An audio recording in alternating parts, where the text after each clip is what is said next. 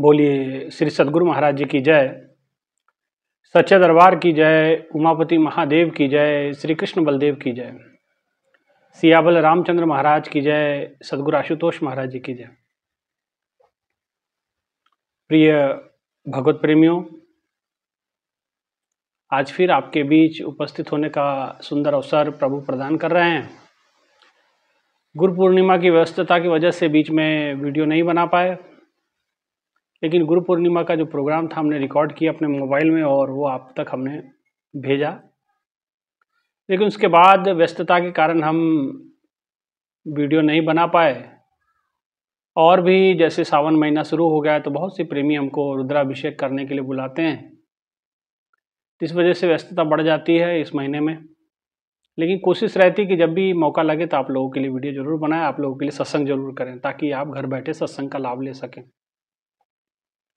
भाइयों बहनों, गुरु पूर्णिमा का पावन त्यौहार बीता। बहुत सारे भक्त, बहुत सारे गुरु प्रेमी, प्रभु पे श्रद्धा रखने वाले ईश्वर के जिज्ञासु भक्त वहां पहुंचे और प्रभु का आशीर्वाद प्राप्त किया, गुरुदेव का आशीर्वाद प्राप्त किया, गुरु की कृपा का आनंद उठाया, भोजन भंडारा किया। भाइयों बहनों, गुरु की कृपा, गुरु की सेवा, गुरु के चरणों में हमारा जो समर्पण है उसको प्रामाणिकता देने के लिए ये दिन होता है। गुरु पूर्णिमा का दिन जो बड़े धूमधाम से हमने 10 जुलाई 2025 को हमने मनाया।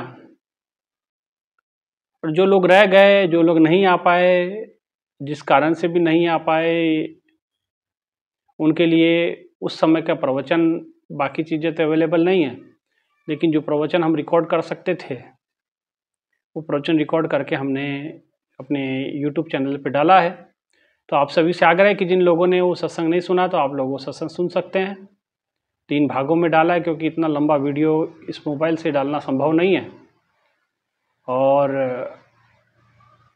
3 हिस्सों में उसको बना के डाला गया। तो आपकी सुविधा के लिए आराम से आप बैठ करके तीनों हिस्से सुन सकते हैं।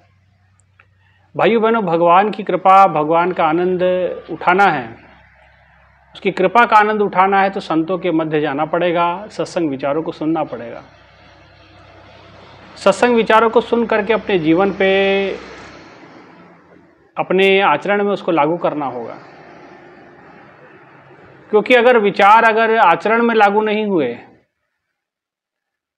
तो उसका वो लाभ हम ले नहीं पाएंगे जो लाभ लेने के लिए आप धरती पे आए। संतों के सानिध्य में बैठने के बाद जो प्रभु की वाणी उनके मुख से निकलती है, वो विचार बड़े अनमोल विचार होते हैं, बड़े दिव्य विचार होते हैं, वो ब्रह्म वाक्य होते हैं। और ऐसा वाक्य जिसको सुन करके, जिसको समझ करके, जिसको अगर अपने जीवन पे लागू कर ले तो आप अपने जीवन का एक नया रूप देख सकते हैं, अपने जीवन में नवीनता महसूस कर सकते हैं, आप अपने जीवन में एक सुंदरता प्राप्त कर सकते हैं, विचारों की सुंदरता आपके अंदर भीतर आ सकती है, आपके सोचने समझने की क्षमता विकसित होती है, आप ईश्वर के उन्मुख होते हैं। इसलिए संत का मार्ग धर्म की पौड़ी को बड़भागी पाए। संत का जो मार्ग है वो धर्म की पहली पौड़ी कहा गया, को बड़भागी पाए, और वो कोई बड़भागी पाता है। इसलिए भाइयों बहनों, संतों की इतनी महानता है, संतों के विचारों की इतनी महानता है, सत्संग विचारों की इतनी महानता है। कहा जब बड़े भाग पाई सत्संगा, बिन ही प्रयास होए भवभंगा। बिना ही प्रयास के भव सागर पार किया जा सकता है अगर सत्संग प्राप्त हो जाए तो, है ना। इसलिए सत्संग विचारों के माध्यम से जो भी विचार आपको मिलते हैं या यहाँ से दिए जाते हैं, आप सुनते हैं, आप उसको अंगीकार करने का प्रयास करें, आप उसको अपने जीवन में लागू करने का प्रयास करें, जिससे आपके जीवन में जो जीवन की जटिलताएं हैं वो समाप्त हो जाएंगी, जीवन की जो कुटिलताएं हैं वो खत्म हो जाएंगी, आपका जीवन सरल होगा, सहज हो जाएगा। और सहज जीवन जीने के लिए संतों के विचारों की आवश्यकता है, अपने आप को नॉर्मल और सहज सरल करने की आवश्यकता है। आप अपने आप को जितना उलझाते जाते हैं विचारों में, उतना ही आप अपने जीवन को जटिल कटिल कर देते हैं। इसलिए अपने विचारों को जटिल या कुटिल करने से अच्छा है अपने आप को सहज बनाएं, सरल बनाएं। अपने आप को इतना सहज बनाएं, इतना सरल बनाएं कि ईश्वर के साम्राज्य में आपका ऐसे ही प्रवेश हो जाए। आप अपने विचारों में इतने खोए होते हैं, आपके अपने विचार और वो विचार भी माया से प्रेरित होते हैं, वो विचार भी आपके माया से जनित होते हैं, वो विचार आपको सांसारिक आकर्षणों से महसूस होते हैं, वो विचार आपके अंदर उपजते हैं और इसी कारण आप संसार के चक्रव्यूह में और उलझते जाते हैं और ऐसा चक्रवात है वो, और ऐसा चक्रवात जो आपको कभी उसमें से निकलने नहीं देता है। इसलिए संतों की बातों को मानो, संतों की विचारों को सुनो। संतों के विचारों की अगर सुनोगे, बात को मानोगे तो निसंदेह आप जीवन को पार कर जाओगे। बड़ा सुंदर भजन किसी ने गाया, संतन के संग लाग रे तेरी अच्छी बनेगी। अगर संतों के संग लग गया तेरी अच्छी बनेगी। ध्रुव की बनी प्रहलाद की बन गई, हरि चरणन से लाग रे तेरी अच्छी बनेगी। प्रभु के चरणों से लग जाओगे तो तेरी अच्छी बन जाएगी, तेरी बिगड़ी बनेगी, तेरे जीवन में सुंदरता आ जाएगी, तेरे जीवन में वैचारिक सुंदरता आ जाएगी। आप अपने जीवन को सहज सरल कर जाएंगे। संतों ने यही किया, जो भी उनके साथ लग गए उनका जीवन सहज हो गया, सरल हो गया, आसानी से भव से पार हो गए वो लोग। विभीषण जी का नाम आता है, भाई से मार खा के आया है, लात खा के आया है, दुनिया भर के बोझ सर पे लेकर के आया है, संसार से झटका लगा, धक्का लगा, प्रभु के चरण में पहुंचा और प्रभु के चरणों में उनको ऐसा आशीर्वाद मिल गया। कहते कि जो लंका को प्राप्त करने के लिए रावण ने अपना कई बार सर काट के चढ़ाया था, वो लंका भगवान के चरणों में आशीर्वाद के स्वरूप में उसको ऐसे ही सहजता से मिल गया। आप सरल तो बनिए, आप सहज तो बनिए। ये केवट की सरलता थी, ये केवट की आप उनकी बातों को ना देखें, उसके भीतर की सरलता को देखें, उसके भीतर की सहजता को देखें। वो भगवान से कितना खुला हुआ था। तो जो सरल होते हैं भगवान उससे खुल जाते हैं। जनाबाई से भगवान खुल जाते थे। भगवान जनाबाई के साथ आटा पीसते थे, चक्की पीसते थे, चक्की चलाते थे, आटा पीसा जाता था। इतने सरल हो गए थे, इतने सहज हो गए थे। भगवान के पास भगवान रोज रात मिलने जाते हैं जनाबाई से। जनाबाई चक्की चलाती है और भगवान कहते कि आप भजन गाइए, मैं आपके भजन लिखूंगा। और कहा जाता है, इतिहास ऐसा लिखता है, इतिहास ऐसा बताया, जनाबाई जो गाती थी उसको भगवान कृष्ण स्वयं लेखनीबद्ध किया करते थे।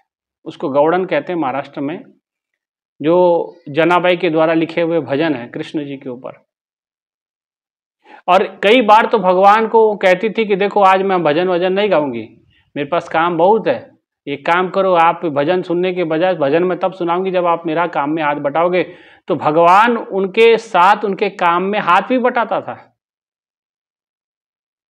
कितना सहज हो गए थे वो लोग, कितने सरल हृदय के होंगे वो लोग, कितने जीवन में सहजता होगी। भगवान स्वयं उनके इशारों पे नाचने लग जाता था। भाइयों बहनों, ऐसे सहज आप हम कब होंगे? आप तो अपने जीवन को बोझा बना के रखे हुए हैं। विचारों का बोझा अलग है, जीवन के ऊपर जिम्मेदारियों का बोझा अलग है, और पता नहीं क्या क्या कर्तव्यों का बोझा आपने अलग बांध रखा है, और खुलना भी नहीं चाहते, उसमें से निकलना भी नहीं चाहते। यही तो हाल कर्ण का था। कर्ण जो है धर्म परायण व्यक्ति था, लेकिन अधर्मी के हत्थे चढ़ गया।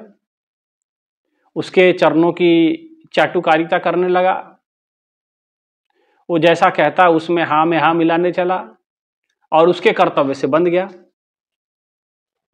यही पितामह भीष्म के साथ था।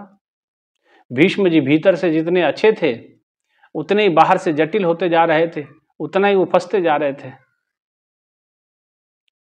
उतना। इसीलिए भाइयों बहनों, लेकिन क्या हुआ, जिनके लिए वो कर रहे थे ना वो बचे ना ही स्वयं बचे वो, और जिन लोगों के लिए किया वो भी नहीं रहे धरती पे, उनको भी खत्म होना पड़ा। तो इसलिए भाइयों बहनों, ये संसार है ही ऐसा, आप इसके लिए जितना कर दो ना ये आपका कभी होगा, ना कभी वो आपको मानेगा। इसीलिए हमें ईश्वर उन्मुख होने की आवश्यकता है, सहज होने की आवश्यकता है। कारण दुनिया भर के विचार अपने सर के ऊपर बांध के रखा हुआ था, मेरा कर्तव्य है, मुझे इन्होंने सम्मान दिया, मेरा सत्कार किया। भगवान ने समझाया कि देखो कोई सत्कार सम्मान नहीं किया, वो तो तुम्हारे अंदर अर्जुन के प्रति बैर रखा हुआ है, उस बैर का लाभ ये उठा रहे हैं। लेकिन भगवान की बात नहीं समझ में आती है ना। इतना समझाया गया लेकिन फिर भी उसे समझ नहीं आई। ऐसे ही दुनिया की स्थिति है, दुनिया भी कर्ण के समान ही है, वो भी नहीं समझती, नहीं नहीं मेरी तो कर्तव्य है। कर्ण भी यही कहता था, मेरा तो कर्तव्य यही बनता है कि मैं दुर्योधन के संग रहूं, उसके साथ उसके तरफ से लड़ूं। यही दुनिया की हालत है, दुनिया भी यही कहती कि मेरा भी किसी से बात करे, नहीं मेरे तो अभी कर्तव्य बाकी है, मैं ये पूरे नहीं कर पाऊंगा, जब तक मैं भगवान की तरफ कैसे बढ़ सकता हूं। तो हम अपने अपने विचारों में उलझे रहते हैं, हम अपने अपनी बातों में उलझे रहते हैं। ये विचारों का बोझा सर से उतारिए, ये विचारों का बोझा अपने दिमाग से उतार के नीचे तो रखिए, देखिए जीवन कितना सरल हो जाता है। अपने आप को कभी एकांत में बैठ करके विचार तो करिए कि जिन लोगों के लिए हम ये कार्य कर रहे हैं, क्या वे मेरा अंत समय साथ देंगे।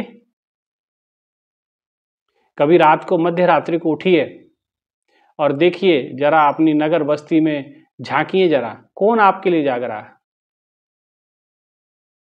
कौन आपके लिए उठा हुआ है, किसकी नींद खराब हो रही है। सब सोए हैं। और जिन लोगों के लिए आप अपनी नींद खराब कर रहे हैं उनको आपकी चिंता नहीं है। इसलिए संतों ने कहा, गोस्वामी जी कहते, यह जग जामिन जागहि जोगी, परमारथ परपंच वियोगी।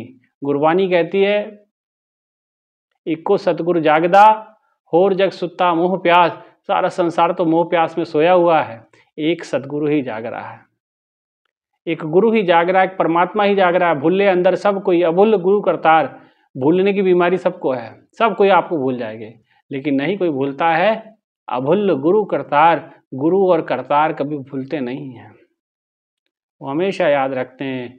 कोई चाहे उनके पास में रहता है चाहे नहीं रहता है, वो कभी किसी को विस्मरण नहीं करते हैं। ये लोग अलग बात है कि लोग दुनिया भर की बातें कहते हैं कि नहीं गुरु के मार्ग से हट गया तो उसको भगवान कोई भगवान भूलने वाले नहीं। वो तो जन्मों जन्मों से रिश्ता जोड़े हुए हैं। वो तो कहते हैं कि आपका हमारा रिश्ता तो जन्मों जन्मों से जुड़ा हुआ है। आप भूल सकते हैं लेकिन गुरु नहीं भूल सकते। एक और बात, गुरु महाराज जी कथा सुनाया करते थे, ये बात हमेशा बताया करते थे कि रामकृष्ण परमहंस जी विवेकानंद जी को कहा करते थे, ये बात गुरु जी कहा करते थे, गुरुदेव आशुतोष महाराज जी। वो कहते थे, रामकृष्ण परमहंस जी विवेकानंद जी को कहते कि तूने इतने आंसू बहाए हैं, विवेकानंद को कहते थे कि तूने इतने आंसू बहाए हैं कि अगर उन आंसुओं को इकट्ठा करूं तो 7 समुद्र से बड़ा पानी का स्रोत इकट्ठा हो जाए, इतना बड़ा जलाशय भर जाएगा। तेरी हड्डियों को इकट्ठा करें इतने जन्मों की, जितना तूने संसार के लिए मरा मिटा है, तेरी हड्डियों को अगर इकट्ठा करूं तो हिमालय से ऊंचा पहाड़ बन जाएगा। अगर तूने इतना आंसू, इतना पानी बहा है संसार के लिए, समुद्र बन सकते हैं। ये क्यों कहते थे? वो एक जन्म की बात है। ये समझाना चाहते थे गुरु का रिश्ता, संतों का रिश्ता जन्मों जन्मों का होता है। और इसीलिए आप कोई कहे कि गुरु भूल जाएगा, गुरु नहीं भूलता है। आप भुलक्कड़ हो सकते हैं, आप गुरु को भूल सकते हैं। आपने गुरु को बिसारा है, गुरु नहीं किसी को भूलता है। वो अभुल्ल गुरु करतार। वो तो भूलने की बीमारी संसार को है, सोने की बीमारी संसार को है, गुरु को नहीं है। इसलिए ऐसे सतगुरु हमको मिले हैं जो कभी भूलते नहीं हैं, जो हमेशा कृपा करने में सज्ज रहते हैं, कृपा करने में तत्पर रहते हैं। ऐसे गुरुदेव आशुतोष महाराज जी हमारे गुरु हैं। ऐसे गुरु का सानिध्य हमको प्राप्त हुआ है। इसलिए भाइयों बहनों, ऐसे गुरु के सानिध्य में रह करके भी हम अपनी भक्ति को ना कर पाएँ तो हमारे से बड़ा दुर्भाग्य किसका है। इसलिए आपको, हम सबको चाहिए, इस गुरु पूर्णिमा के शुभ दिन आपने संकल्प लिया ही होगा, जैसे सत्संग में आपने सुना होगा। ये संकल्प लेने वाला दिन होता है कि जो भी हुआ उसे बिसारें और प्रभु के इस मार्ग पे, भक्ति के इस पथ पे निरंतर बढ़ते चलें, है ना। निरंतर आगे बढ़ें, अपने जीवन का कल्याण करें, अपने जीवन को ईश्वर उन्मुख करें, तभी गुरु पूर्णिमा मनाना सफल होगा। और संकल्पवान, शुभ संकल्प मस्तु, ये शुभ संकल्प लेकर के ही हम सब वहाँ से निकले, है ना। गुरु पूर्णिमा को मनाया गया, तो इसलिए जो लोग नहीं आ पाए वो भी संकल्प ले लें कि गुरु के मार्ग पे चलेंगे, भक्ति के मार्ग पे चलेंगे, साधना सुमरन करेंगे और इस ज्ञान को आगे बढ़ाएंगे, प्रचार प्रसार करेंगे, औरों को भी ज्ञान दीक्षा से जोड़ेंगे, ठीक है ना। इतना ही कहते हुए, समय नहीं है मेरे पास, नहीं तो और भी विचारों को मैं साझा करूँगा, है ना। तो जैसे मौका मिलेगा फिर आपके लिए वीडियो लेकर के हम उपस्थित होंगे। आप सभी वीडियो का इंतज़ार करते हैं, सुन करके बड़ी प्रसन्नता हुई, बड़े मैसेज आए, इसलिए प्रसन्नता बहुत है कि आप सत्संग का इंतज़ार करते हैं। कोशिश हमारी भी रहती है कि रेगुलर सत्संग डालें, लेकिन अगर कार्यक्रम व्यस्तता हो जाती है, इसके कारण से काम बढ़ जाता है, तो सारी तैयारी अकेले पे होती है, इस वजह से करने में थोड़ी दिक्कतें आती हैं। फिर जहाँ हम रहते हैं नेटवर्क की प्रॉब्लम भी होती है यहाँ पे, नहीं तो लाइव सेशन ही कर दें आपके लिए, है ना। नेटवर्क प्रॉब्लम होती है, इस वजह से यहाँ पे आपके लिए लाइव सत्संग भी नहीं कर पाते हम। लेकिन ठीक है, जो भी सत्संग होता है उसको रिकॉर्ड करके आप तक भेजते तो बड़ा समय लगता है। आपके लिए आज के सत्संग विचारों को मैं यहीं विराम देता हूँ। आप ज़रूर चैनल को सब्सक्राइब करें और वीडियो को पूरा देखें, सुने, समझें, औरों को भी संप्रेषित करें। इतना ही कहते हुए विचारों को विराम, और अपने जीवन को सरल बनाएं, सहज बनाएं। बोलिए श्री बांके बिहारी लाल की जय, श्री कृष्ण बलदेव की जय, उमापति महादेव की जय, सद्गुरु आशुतोष महाराज जी की जय। धन्यवाद।